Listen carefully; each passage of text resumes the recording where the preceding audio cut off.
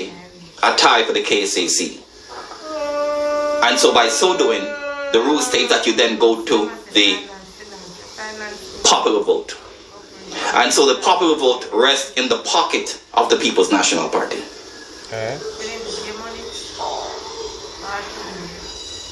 That means Andrew Swaby will be sworn in this week as mayor of Kingston, the 50th mayor of Kingston, by my count. Now, the city of Kingston and the parish of Kingston was established as a corporation in 1802, March 15, 1802. So in other words, if Mr. Swaby was sworn in on Friday, March 15th, Friday, this Friday coming, it would be the 222nd anniversary of the establishment of Kingston as a city and a parish. It happened on March 15th, 1802. Then they had the elections, which was in November 15th, the same year, and Mr. John Jakes was declared the mayor of Kingston, the Lord Mayor of Kingston. So then, jump ahead 222 years later, the 50th mayor will be Andrew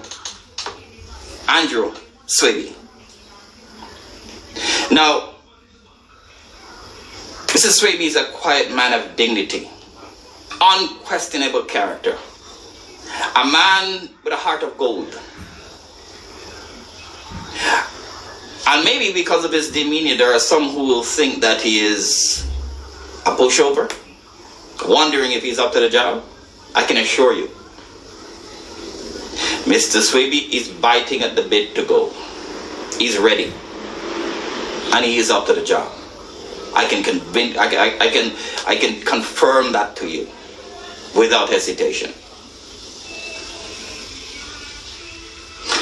The actions of the Jamaica Labour Party would signal to us that something is wrong in the KCAC.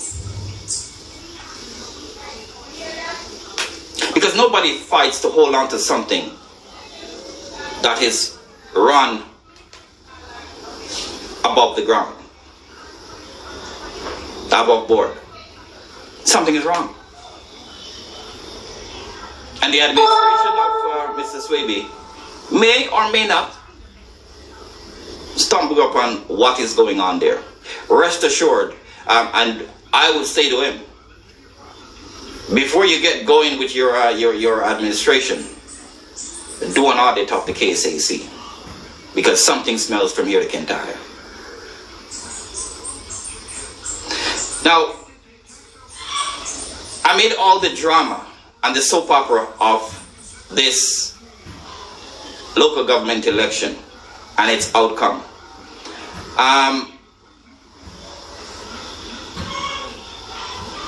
the PNP in its euphoria have gotten caught up in the celebrations and everything. But I would say to the party, it's time to get back to work, to get out on the ground, do the canvassing and enumerations, and expect the general election at any time. Although my own hunch is that he will drag it out to the last minute before calling the election.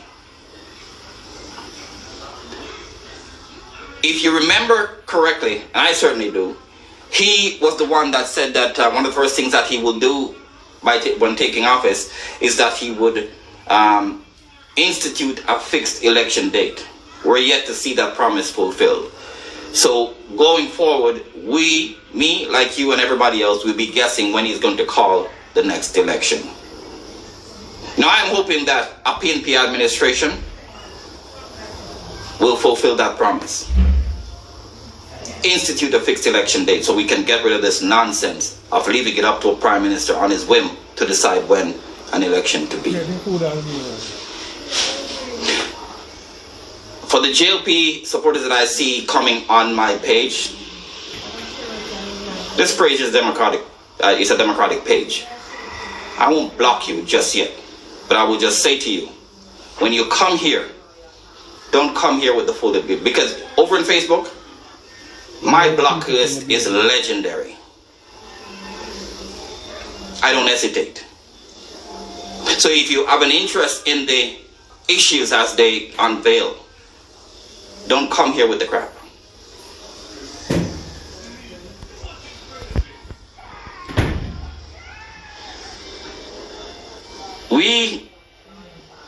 We have a situation where the new mayor coming in will be called on to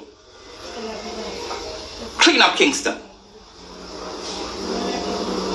Because, truth be told, I can't point to any successes that the previous mayor, any accomplishments that he would have accomplished on behalf of the people of Kingston and St. Andrew. He was just there. I made allegations after allegations. So Mayor Swaby has it to do, but he's a capable man. But I will say to the PNP, let us not be comfortable with taking the KSAC. Let us not be comfortable with taking back Portmore. Let us not be comfortable with taking back St. Mary. The people of Jamaica is calling for the People's National Party. And let me just clarify something on that. This election was not about Mark Golden. Many of the councillor candidates on the ground, some who won, some who didn't,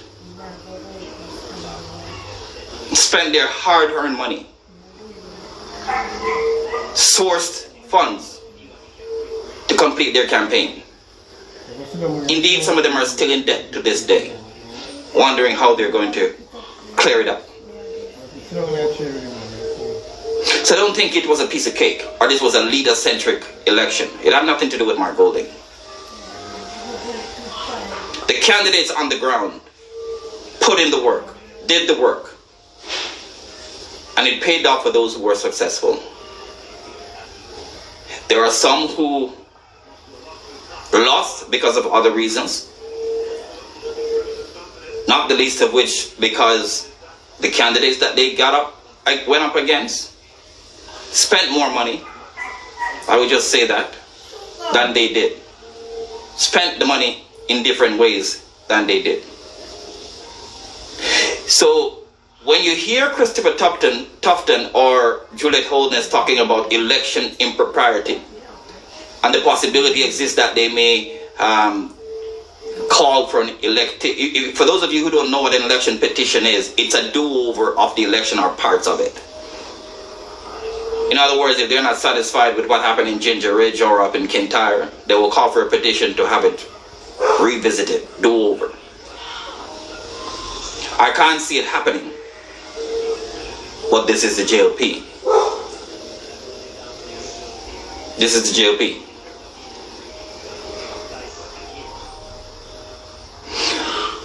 Again, let me back up for those of you just joining to the item of breaking news. Coming out of Western St. Mary, the caretaker candidate, Principal Basco, is in the custody of the police. His attorneys were there with him.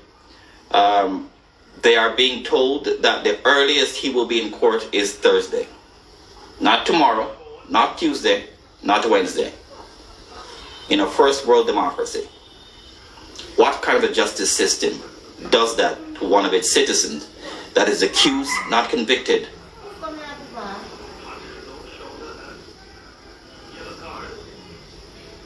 These are just allegations. I will say to you, on this situation as it pertains to the PNP, the party needs to put in a system where those people that vet the candidates get off their lazy ass and go out into the communities and do their due diligence. And I say that to simply say this. I was born in a little place called Saltram, just a hill above Gale St. Mary. just a stone throw from where Mr. Basco lives. If I'm not mistaken, I'm told that Mr. Basco's boy is from Hanover, relocated to St. Mary. But I will tell you this. There certainly were, as Jamaicans go, whispers of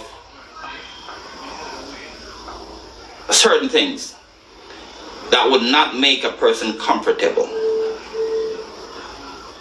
But you know how Jamaica is. People can attach stigmas and things to people that really and truly knock us out when you really get to find out. But in the political world, all of us have a responsibility. If we're going forward as a candidate, we must make sure that our political enemies, inside and outside the party, don't have any ammunition to throw at us. And how can we safeguard this? Due diligence. Had the party done that, quite possibly, Western St. Mary might have had a different candidate. And I'm just saying that based on what I know. The other question I have, and all of you as Jamaicans need to wonder about this. How is it that a man who faces an allegation from a police report, written in a diary, then typed up, how did that police report get out in the public domain? It is not yet in the hands of a prosecutor.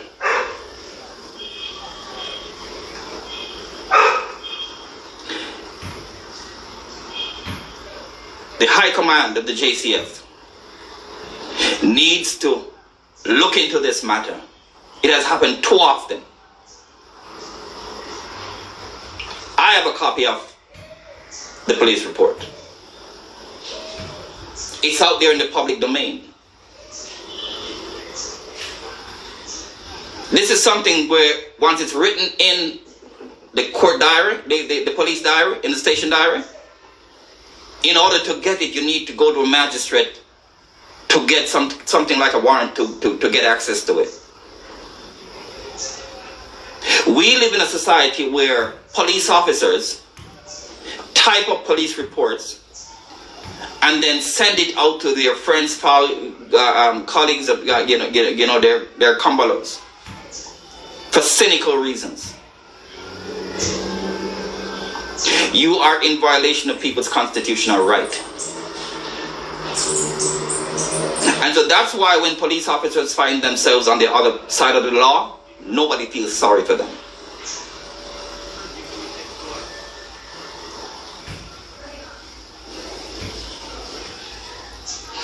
Well, I can tell you, Sharon, that if Mr. Basco is innocent of these matters, there will be one hell of a lawsuit. And whoever leaked that police report to damage a sitting principal of one of our nation's high school, to damage his livelihood, his character, and his name, is going to be held to pay.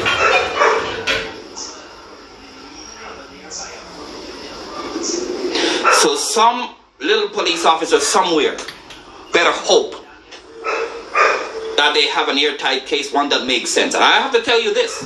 I have read the police report. Now normally, you expect 2 + 2 to make 4. If it amounts to 3 or 5, something is wrong.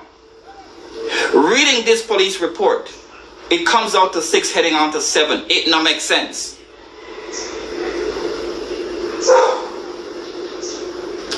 Hence, why I told the gentleman last night, leave the issue alone until you get the facts.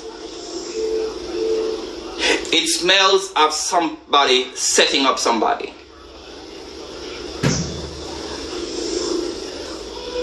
Let me put it bluntly to you.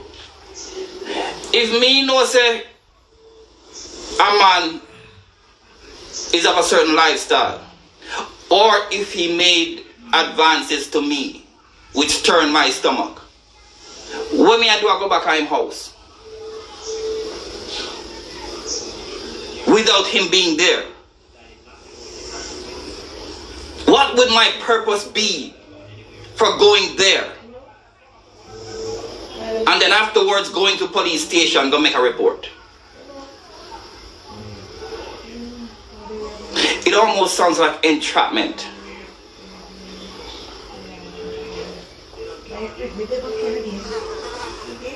But we're just speculating right now. Okay? All I can say to you, I have read the police report. It don't make no sense. And the $100,000 question is, who leaked it? How did it get out into the public domain and the man has not even gone to court yet? Let me tell you something. I know well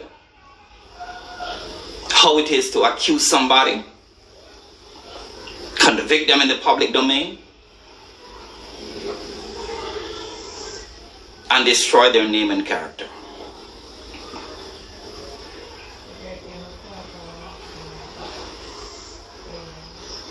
So for those of you who, because of Jamaica's stigma with homosexuality, want to latch onto something and run with it, I have one word for you. Be ye careful.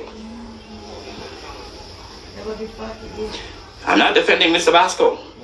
If he's guilty, he needs to face the full brunt of the law, principal or not.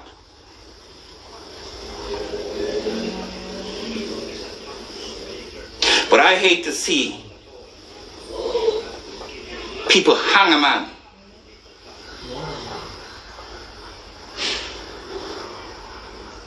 that is innocent and is not found guilty.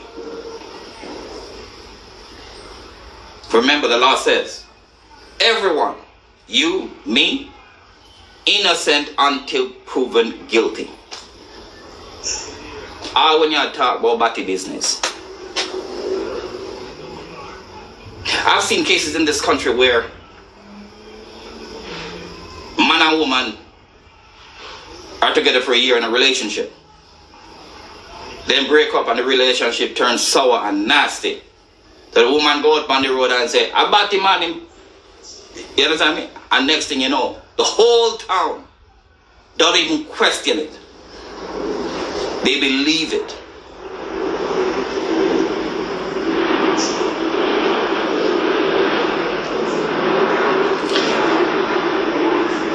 Personally, one of the reasons I keep my personal life away from the PNP and from the public is my own private business. So nobody now will see me a parade my woman unless she insists she wants to come with me somewhere in front of PNP. Because I know full well what some of these people, even in our own party, can do to your own personal life. I've walked the road. I've been a victim of it.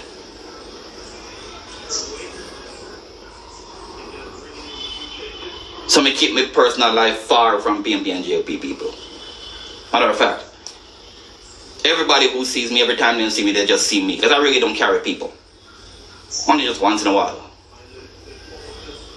But I don't parade my woman up and down for people to see her. I mean, I hide her, but I keep her away from the politics because it's a nasty, dirty business.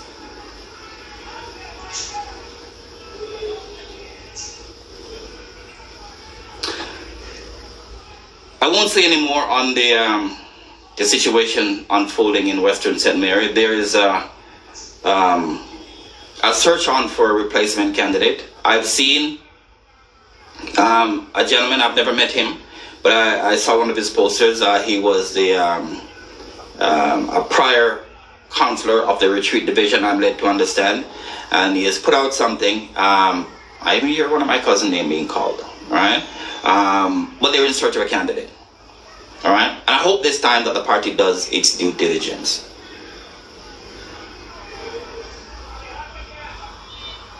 People's National Party don't need to be going down this road again and again and again and again and again. If you take a position in the party, do the work that is required of you.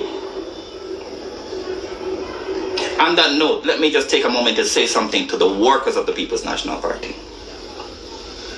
You jeopardize a candidate's possibility of election, you see?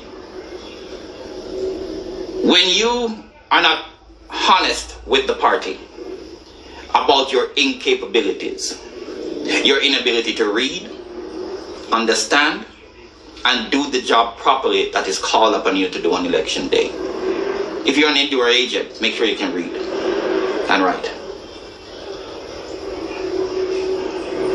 Matter of fact, I would go so far to see if you are a runner, make sure that you can read and write. If you put yourself forward in modern day politics to work on behalf of a candidate, make sure that you are capable of executing to a T that duty. You must do the candidate and yourself justice. So if your motivation is just the money that you will get paid on election day,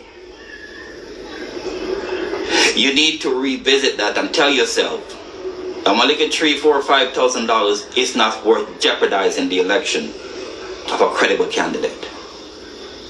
So step back.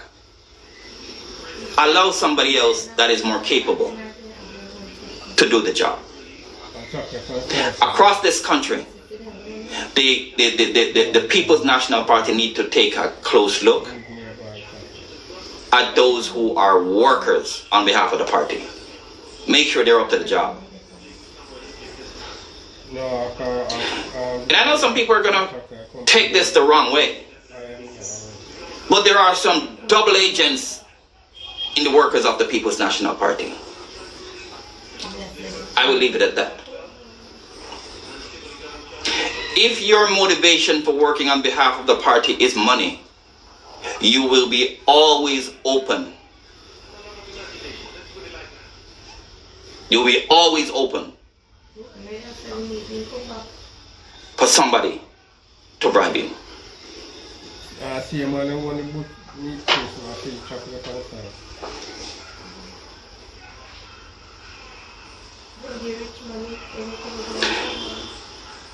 Driven, I didn't block you, but you know I really should, because I expect better from you.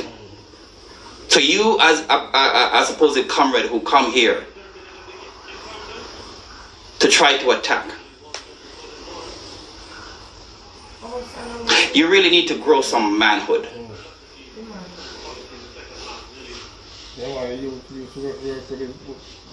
The People's National Party, Dravian, has never paid me 1 cent.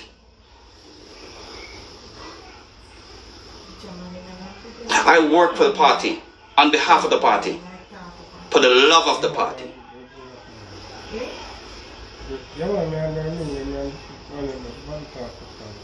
I broke my foot in East Portland for this party. Tell me what you've ever done for the party, except being on social media, seeking a hype. But you know what, I'm not going to pay you any mind, because what you've just displayed on this platform is that you're a little boy in a man's body.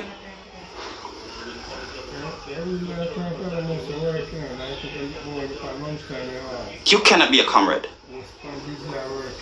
That behavior is not comradely.